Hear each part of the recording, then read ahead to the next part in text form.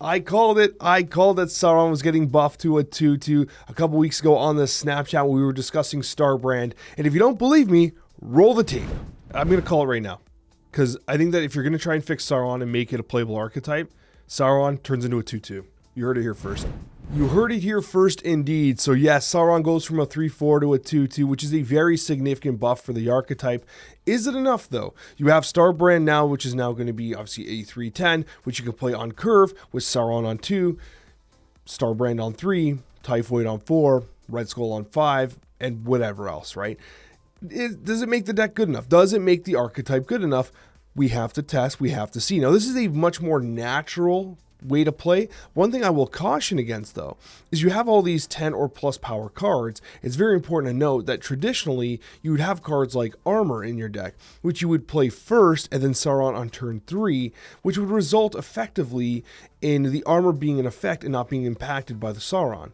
Now what you have is if you play Sauron on 2, which you're almost always going to do in these decks, you now are destroying your Armor or your Cosmo. And so what you've done is you've improved the ability for this deck on curve to play down power provided you get your draws, but you also make it much more susceptible to Shang-Chi. It's now a Shang-Chi magnet for the most part.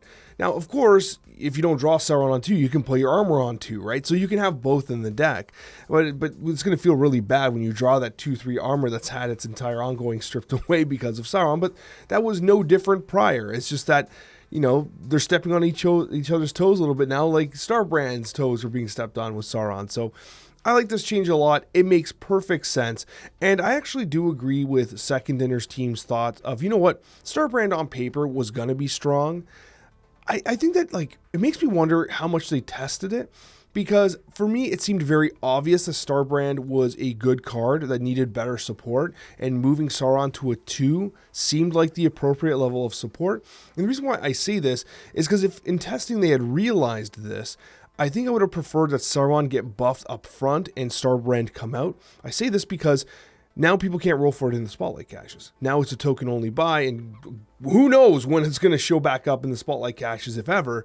And so as a result, if suddenly this archetype becomes legitimately playable, which I think this is a buff, and I don't think it's going to start crushing now, right? I think it's going to be more playable than before. But now, like, you're just kind of up the creek. So, would I have preferred a more proactive buff to Sauron based on their testing experience? Perhaps, right? But ultimately, I'm glad it happened, and it does make perfect sense. Sauron is the linchpin card to this archetype. It's almost like the scream of this archetype, and to have it at the 2 slot makes a little more sense than at the 3 slot. Iron Patriot has been one of the absolute dominant cards of the meta, and it does not surprise me that they're seeking a nerf on it. And it's interesting because I actually think that Sam Wilson is probably better, although they did obviously target Sam Wilson's shield in that nerf targeting the Calypsidian, which honestly did take power off it considering how synergistic those 2 plays were. So now Iron Patriot, this change does not surprise me. And I also think that it's a good idea to not impact the power here because remember, much like Gladiator, right? Gladiator's power is so integral to his effect that when Gladiator went from a 3-7 to a 3-8, it was a massive buff and the card suddenly became playable. If Iron Patriot goes from a 2-3 to a 2-2, that's a detrimental nerf to the card. And yes, it's a 53% win rate and 38% meta share according to Untapped, post-infinite only, is way too damn high. Like, it's way too high. So something had to happen.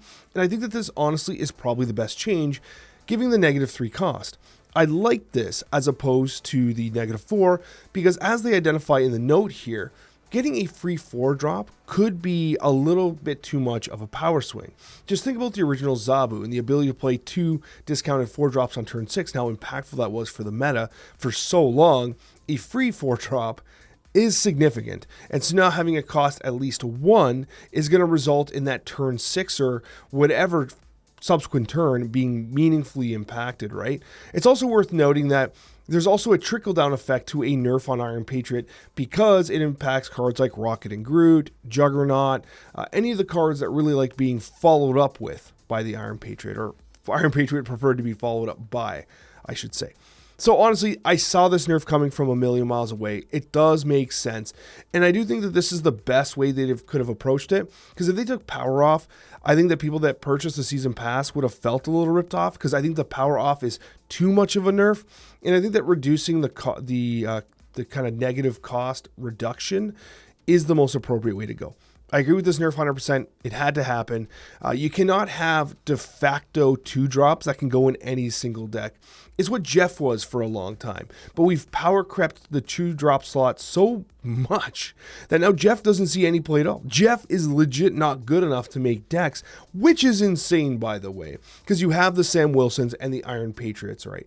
And of course, well, Screams and stuff like that. But Scream's a whole different, that's an archetype definer. And to answer that question, first of all, Scream's been nerfed a couple different times. Not only the cards in the deck, but Scream itself. Because obviously remember the interaction with Juggernaut and the unrevealed cards. That was a nerf. And it's also worth noting here that with Iron Patriot, it's making tons of different decks. It's completely irrelevant what archetype you're playing. You could just throw in a casual Iron Patriot. You can't do that with Scream, right? So Scream's more niche. As a result, I think it can carry a little more power for its niche play, whereas Iron Patriot can't be an amazing catch-all at all stages of play. So anyways, that's Iron Patriot going down to the -3 cost for the reduction. This here surprised me, but okay, so I don't know if I love this change. I get it. It's one of those changes that I accept, but I'm not excited about. 52% win rate according to Untapped is not crazy. I think the Galacta is an excellent card, but I don't think that it is meta problematic. It is running a 21% meta share according to Untapped Post Infinite stats, so that is a big chunk, right? Like anything above 20% is obviously seeing a whole lot of play, but I don't know if this card was particularly oppressive. It was definitely good. Moving it to a 4-5, I think is a very significant nerf. 4-6 is kind of like, it's a really low baseline for a 4-drop, right? And it's funny because it used to be what the 4-drop baseline was, but now you have, Call Obsidian, you have all these 4-drops, and even Crossbones got buffed, right? Getting 10 or more power out of a 4-drop, like look how good Ares is. It's pretty straightforward. Now, Galacta obviously giving +3 power, it tends to cheat that because you're hitting cards that will disproportionately benefit from it. You hit a +3 on Iron Man, it's not really +3, is it? Brood's the same. Sebastian Shaw. There's lots of targets that Galacta tends to hit where that +3 power kind of overreaches the +3 stat line. I understand. They do note that with the Doom 2099, that was the de facto best 4-drop in the game, and Galacta had her time coming. Again, we're seeing a bit of a pattern here. You're seeing 2 back-to-back Season Pass cards getting nerfed. Sam Wilson, the OTA prior. A lot of nerfs coming to Season Pass cards that are no longer purchasable. So, I mean, I'll let you guys discuss that in the comments. Do I think that nerfs have to happen? Yes. I mean, Galacta was a December card, so it is several months out. It's not like they nerfed it the week it came out, or the week it came out of the Season Pass, of course. That would have been very sus. So it's had its time. But still, we are seeing a bit of a pattern, and I think it's worth shouting out. I don't think there's any malice. I don't think there's any malintent. I don't think that Second Dinner is intentionally selling Season Pass cards and then okay guys, don't nerf it till it's 2 months out, just so the people can have their fun with it. I don't think there's a cognizant move based off of that. However, I just need to bring light to the fact that I am noticing here that we have multiple Season Pass cards conveniently a couple months out of their season getting nerfed. And maybe rightfully so. But the Galacta one, I think this one could have probably stayed. I'll be honest with you. This one could have probably stayed as she was, despite the fact, statistically, she's doing very, very well. And we go to Pixie. This one is actually kind of surprising. I don't like this buff at all. Not because I don't think the card needs a buff. I would much rather if Pixie just been a 1-drop. I'll just be honest with you. The Pixie decks have been good in the past, and I think that this meta share at less than 1%, what it does is over time, where I've been someone who's analyzed the data a lot. Obviously not first-party data. I would love to have first-party Second Dinner data. What I would do for that. But the Untapped-based data, when you see a 45% win rate and a 0.05 play rate, I mean, the win rate kind of means nothing because no one's actually playing the card. And if there was more of a sample size, you'd get a better indication of what the win rate actually is. Pixie has been a meta player a few times with a couple really strong decks, and I suspect what this change actually is trying to put Pixie back on the map. I feel like this is Glenn saying, hey guys, I think you forgot Pixie existed. why don't you make some decks for Pixie and see how good she actually is? Because if they really want to buff Pixie, they would move Pixie to a 1-drop. That would be the Pixie you'd be after. 1-drop Pixie is awesome. Just like they moved Loki to 1-drop, Pixie effectively is a similar card to Loki. You know, a deck affecting card that allows you to play it early, then kind of draw into your effect. That's what you want. Pixie and Loki are cut from the same cloth, just a little different.